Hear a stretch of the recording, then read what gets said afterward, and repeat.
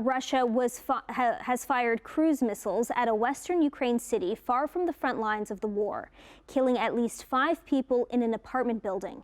Ukrainian officials said it was the heaviest attack on civilian areas in the city of Lviv since the Kremlin's forces invaded Ukraine last year.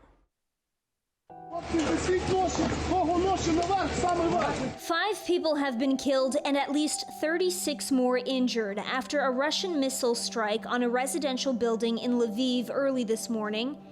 The nighttime attack was carried out around 2 in the morning, Ukraine time. Russian missiles destroyed the roof and the top 2 floors of the residential building that was struck. Lviv's mayor says around 60 apartments and 50 cars were also damaged. Ukrainian authorities say the youngest of the 5 people who died was 21 years old and the oldest 95. Росіяни, рашисти, кажуть, що вони тільки бомблять військові об'єкти. A local resident in tears after the bombing, saying Russians say that they are bombing military objects, but they hit a peaceful house. People were sleeping. How could they do it? Look what's happening. The world, help us. Ukrainian officials say it's the heaviest attack on civilian areas of Lviv since Russia invaded Ukraine last year.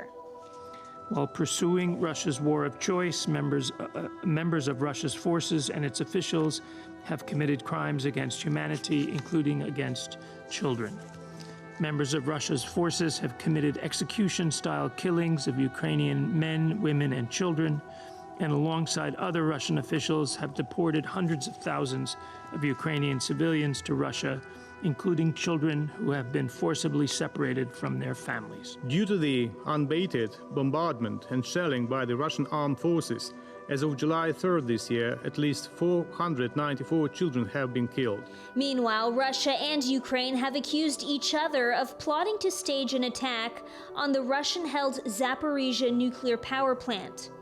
Дуже важливо щодо ситуації на Запорізькій атомній станції. Зараз увесь світ. Ukrainian President Volodymyr Zelensky warning that they have information the Russian military has placed objects similar to explosives on the roof of several power units of the nuclear power plant.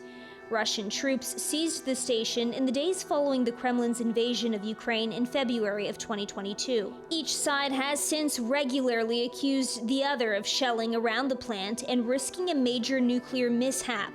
Despite the trading blame, the Western world still standing firmly behind Ukraine. Zelensky landing in the Czech capital of Prague today as part of an ongoing tour to drum up support for a fast track to NATO membership ahead of next week's annual summit. The Biden administration also announcing today that it will provide cluster munitions to the country. They will be part of a new military aid package worth up to $800 million for the war effort against Russia.